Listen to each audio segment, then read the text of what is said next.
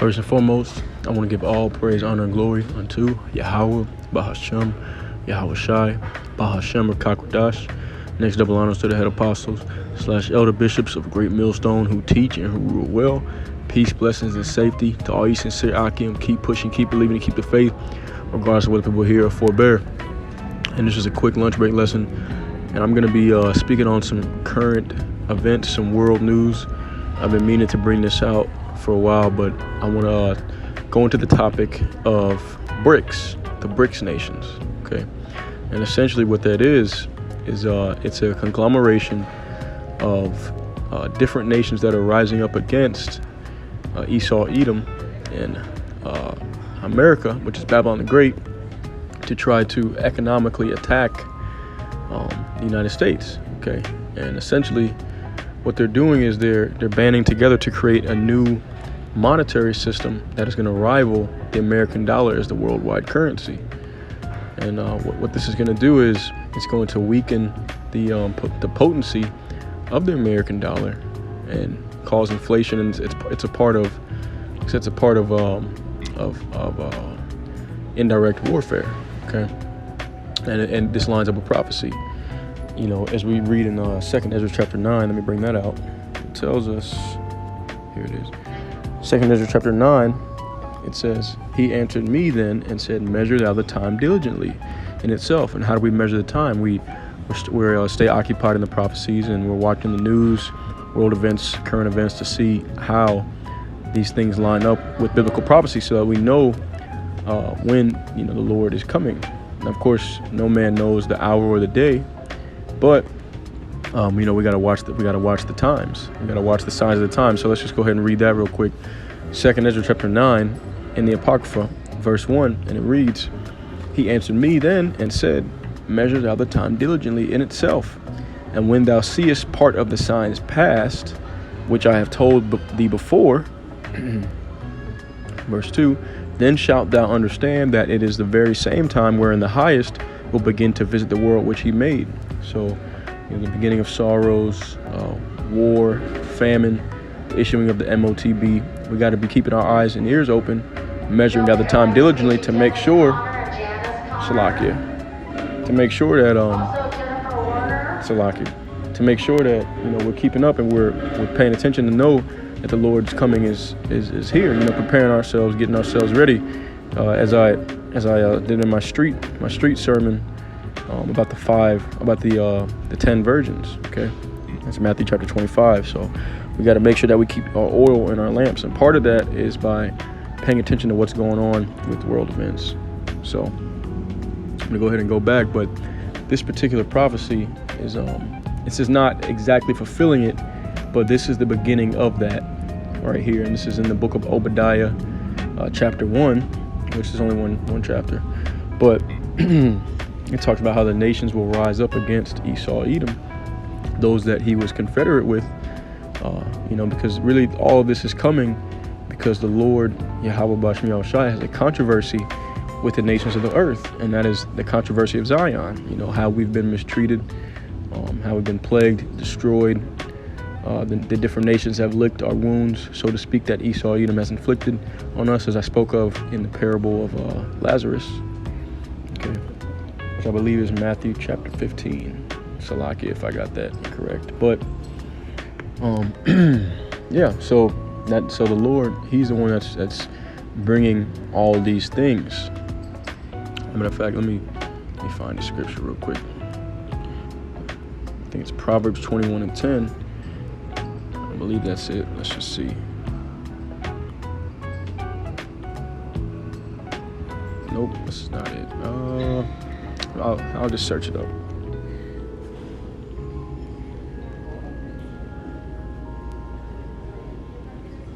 Heart of the Kings. Salaki, bear with me.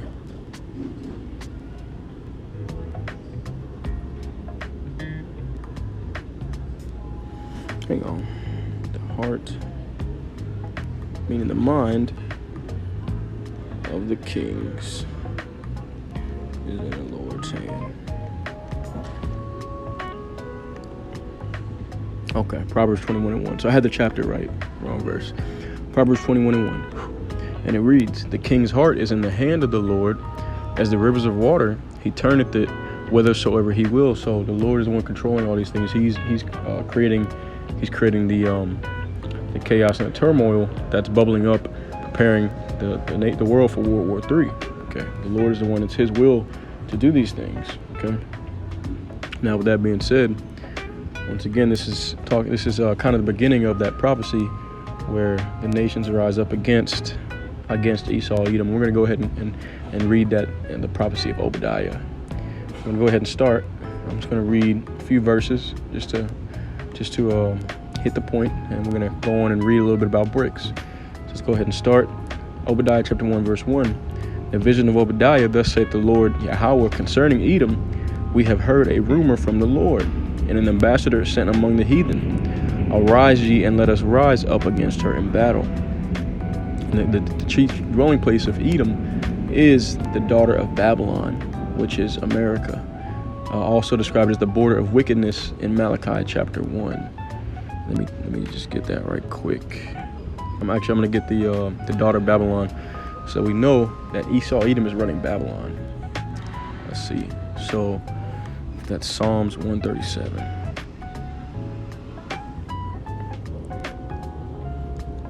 Yep, here it is. Psalms 137 and 7.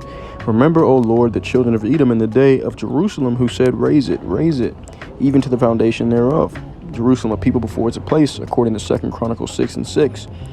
It says, verse 8, O daughter of Babylon, who art to be destroyed, happy shall he be that rewardeth thee as thou hast served us. Okay, so it's tying, right here, it's tying Edom with the daughter of Babylon. And then if we go to Zechariah chapter 2, verse 6 and 7. Okay, it says, Ho, ho, come forth and flee from the land of the north, saith the Lord Yahweh Bashem Yahushai, for I have spread you abroad as the four winds of the heaven, saith the Lord. Deliver thyself, O Zion, that dwellest with the daughter of Babylon. So you connect these two scriptures. It tells us that Esau, Edom is synonymous with the daughter of Babylon. And it tells us that also that the majority of Zion, which is synonymous with the nation of Israel, dwells in Babylon as well. Okay, so we are in captivity under Esau, Edom, and that's the controversy of Zion. That's what the Lord is bringing all these evils against the world for. That's the whole purpose. We're going to go ahead and go back to the prophecy of Obadiah. It says, verse 2, Behold, I have made thee small among the heathen, thou art greatly despised. And we see that. The nations are sick and tired of Esau, Edom, and their shenanigans, so they're rising up against them. That's exactly what this whole BRICS thing is about. The pride of thine heart hath deceived thee, thou that dwellest in the clefts of the rock, whose habitation is high, that saith in his heart, who shall bring me down to the ground? And that's exactly what Esau, Edom believes. And if you think about the cliffs of the rock, the cave, they came from caves. Okay, their habitation is high. They're always, they got the skyscrapers, right? That's also the habitation is high. They're living in skyscrapers, but also symbolically, like they're on top of, spiritually on top of the earth right about now. They're in rulership. Job 9:24, the earth has been given to the hands of the wicked. That's Esau, Edom. It says, whose habitation is high, that saith in his heart, who shall bring me down to the ground? And you see that among the people, with most Edomites here in America, Babylon the Great. They really don't believe that this place could ever go down. They really think that if we were to go to World War III, which we know we are eventually, as according to prophecies, but if we were to go to World War III with China and Russia and the other world superpowers, so-called white folks here in America, they really think that they are going to beat, Russia and China in war, and it's just not going to happen. Not only we outnumbered, but out-trained. Everything, out-resourced. We're in debt to China. We owe China lots of money as it is. So we really don't stand a chance against them. I'm not going to say we, but Esau, Edom. We're just captives here in his land. Let's see verse 4. It says, though thou exalt thyself as the eagle, and that's the thing, that's symbolic as well, because, or not symbolic, but the Roman Empire, that tells you that we are still in the fourth beast, which is an extension of the Roman Empire. they represented themselves by the eagle, and so does America, Babylon the Great. And most Edomite nations represent themselves with the eagle. So it says, though thou exalt thyself as the eagle, and though thou set thy nest among the stars, thence will I bring thee down, saith the Lord. If thieves came to thee, if robbers by night, how art thou cut off? Would they not have stolen till they had enough? If the grape gatherers came to thee, would they not leave some grapes? How are the things of Esau searched out? How are his hidden things sought up? And this is the fulfilling, or not fulfilling, but this is the beginning of the prophecy, beginning of the prophecy that BRICS is bringing on them. It says, verse 7, all the men of thy confederacy have brought thee even to the border. Okay, now, what confederacy is it speaking of here? We're going to go into Psalms chapter 83. Psalms chapter 83, and let's see what it says. It says, I'm starting at verse 2. For lo, thine enemies make a tumult, and they that hate thee have lifted up their head. They have taken crafty counsel against thy people, and consulted against thy hidden ones. They have said, come, and let us cut them off from being a nation, that the name of Israel may be no more in remembrance. For they have consulted together with one consent. They are confederate against thee. See, there's that word, confederate. The tabernacles of Edom, they're the ones that spearheaded all this. And the Ishmaelites, the Arabs of Moab, the Chinese, the Hagarenes, Gebal and Ammon, Amalek, the small het people, the Philistines with the inhabitants of Tyre. Assur also is joined with them. They have hope in the children of Lot, Selah. So this is the confederacy. These are all the people, all the different nations that are a part of this confederacy that's spoken of here. It says, all the men of that confederacy have brought thee even to the border. The men that were at peace with thee have deceived thee and prevailed against thee. They that eat thy bread have laid a wound under thee. There is none understanding in him. Okay, and this is all part of, the prophecies of Esau's destruction. Okay, now once again, this is speaking of future events, but this is, the BRICS nation is a sign that this is the beginning of that coming. Okay, once again, we got to measure out the time diligently. So let's go ahead and read a little bit about BRICS, and then I'm gonna close it after this. But let's get started. So this is BRICS. It says BRICS is a grouping of the world economies of Brazil, Russia, India, China, and South Africa. Formed by the 2010 addition of South Africa to the predecessor, BRIC. The original acronym BRIC, or the BRICS, was joined in 2001 by Goldman Sachs economist Jim O'Neill to describe fast-growing economies that would collectively dominate the global economy by 2050. So they've been plotting to take over the global economy anyways. Okay, but these are the different nations: Brazil, Russia, India, China, and South Africa. And I've already did some light research on it. You can research yourself as well, but I typed in how will BRICS affect the economy. It says summary of how will BRICS currency affect the U.S. economy. It says potential reduction in U.S.'s ability to use its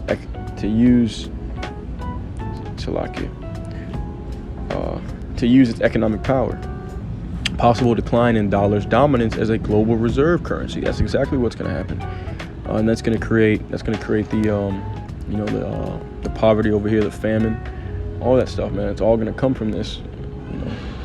Let's see. Transition towards a more multipolar economic landscape. Mixed outcomes, reduced influence, but increased trade prospects. Okay, so they're going to start losing power, and we already see that happening with inflation. That's the reason why inflation is going like crazy within the States, because the U.S. dollar is already losing value as it is. But I believe that they plan to bring this out sometime around November, December. So when that happens, you can expect even more inflation, and it's going to get pretty crazy out here, and it's gonna even the playing field where everybody here is going to be poor. America is going to turn into a third world country essentially. But it's all the beginning of sorrows. It's all the beginning of, the Lord bringing up the other nations of the Confederacy to destroy Esau, Edom. So let's see. It says, what to know. This is in the New York Times. What to know about key nations seeking to join BRICS. It says Saudi Arabia, Argentina, Indonesia, and Egypt are among the potential candidates to expand the five-nation bloc, many of them seeking stronger ties with non-interested Western powers. Seeking stronger ties with non-Western powers. Iran is also interested. So you see a lot of different nations around the world that are very powerful. Saudi Arabia, they got the oil, right? Argentina, India, Indonesia, and Egypt. So a lot of world powers, different nations are coming up against America. You see this what's happening here. And I'm just going to read on down a little bit into the article. It says dozens of countries have expressed interest in joining BRICS, a group encompassing Brazil, Russia, India, China, and South Africa that views itself as a counterweight to the West, and which is meeting this week in Johannesburg. Argentina, Egypt, Indonesia, Saudi Arabia are thought to be among those most likely to be admitted. Iran has also expressed interest. So that's, once again, man, this pretty big. It's a pretty big thing here. Let's see. Let's see. Show full article. Okay. China's leader Xi Jinping backs expanding the group, but Prime Minister Narendra Modi of India is said to be concerned about adding nations close to Beijing. India and China have border disputes and tend to consider each other potential adversaries. Okay, here's a look at some of the nations vying to join. So let's see what it says. These are some of the different nations that are potentially considering joining the BRICS alliance. It says the addition to BRICS of Saudi Arabia, one of the world's leading oil producers, would add economic clout to the group and bolster its chances of positioning itself as rival to the U.S.-led financial order. That's huge. Oil is a big moneymaker. So and I think majority of the world's oil comes from Saudi Arabia. So if they join BRICS and go up against the United States, that's pretty huge. Let's see. It says BRICS membership looks like an increasingly natural fit for Saudi Arabia, which has cultivated ties with China, and despite its long-standing and tight security relationship with the United States, has pointedly demonstrated its independence from American interests in recent years. So once again, nations that are Confederacy, they're rising up against them. It says that the Lord is going to make them small among the heathen and greatly despised. So all the different nations, Salakia.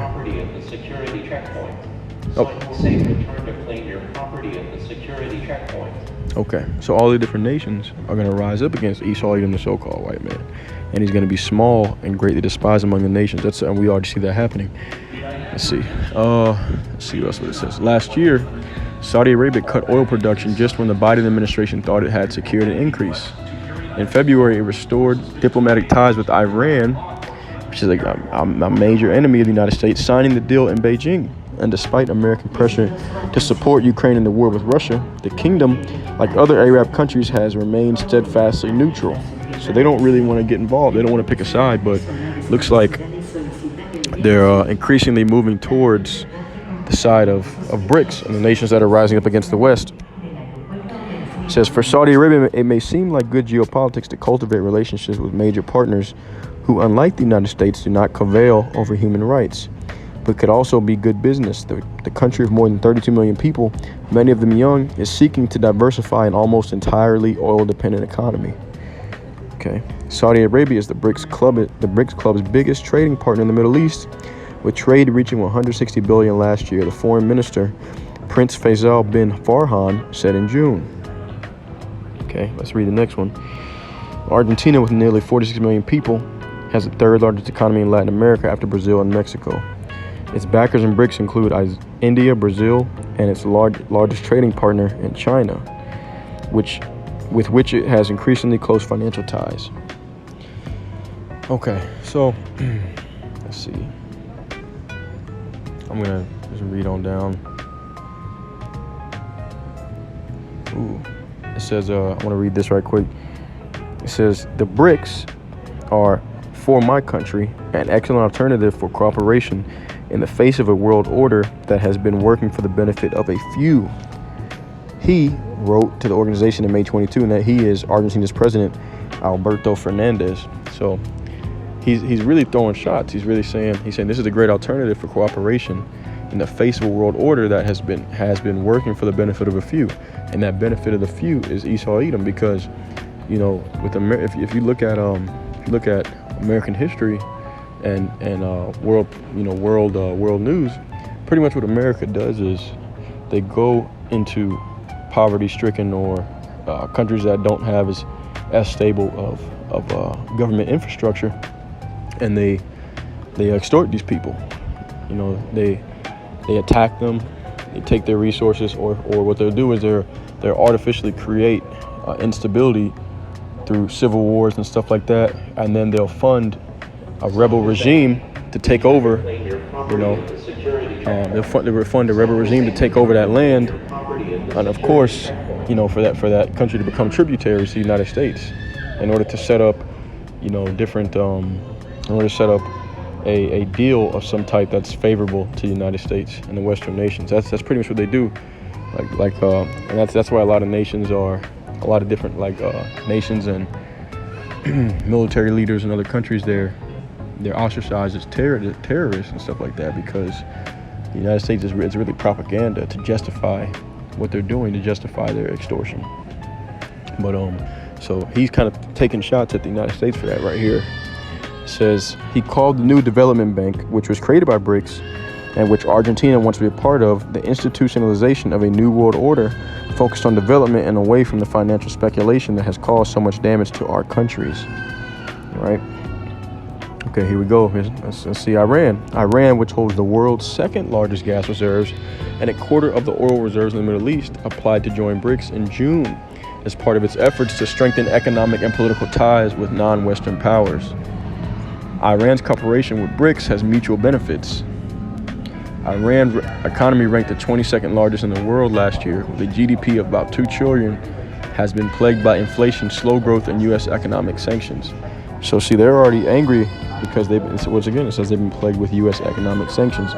So this is pretty big. You know, this is going to strengthen. It says they hold a quarter of the Middle East oil production.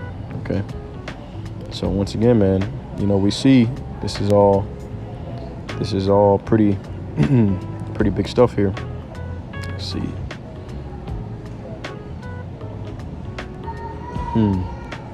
Okay.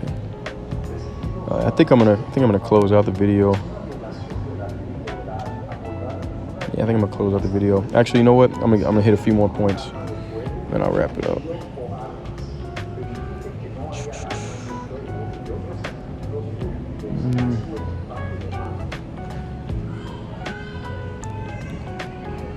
Okay, Egypt. I'll read Egypt and I'll close out. Because Egypt is one of the top recipients of American aid, but has long maintained a strong relationship with Russia and has growing trade ties with China. Its interest in weaning itself off American dependence strengthened over the last year and a half, as Egypt has learned just how troublesome relying on the dollar can be. Russia's invasion of Ukraine touched off a foreign currency crisis and then an economic tailspin. Investors pulled billions of dollars out of Egypt in a panic, and crucial wheat and fuel imports bought with dollars soared in price. Some imports became scarce and prices rose. Okay, that says crucial wheat and fuel imports, two extremely important things. The dollar shortage also made it harder for the country to repay its debts and forced it to value its currency, steeply worsening the pain for ordinary Egyptians. Okay, wow. So, you know, Lord willing, you guys can read more into this. Lord willing, this was edifying. I want to give all praise, honor, and glory to the Heavenly Father and His only begotten Son, Yahweh, Bahashem, Yahweh Shai, Bahashem, Rakakwadash. Shalom.